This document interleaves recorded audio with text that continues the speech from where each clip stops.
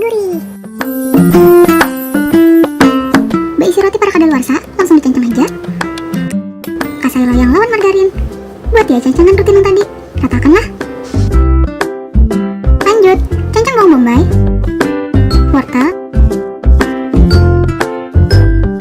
one sauce is so nice.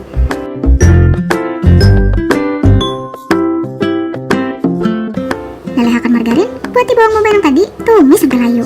Hanya campurkan wortelnya. Harway lagi sampai masak. Imbahnya tuh kubui pakai susu. Buatin talinya 2 biji. Harus 1 mat. Hanya campurkan bumbuan-bumbuan. Harus sampai rata. Lalu kubui ke atas roti yang tadi. Hamburakannya lagi sosisnya. Paruti keju. Panggang 1 mat. Masak kambingnya.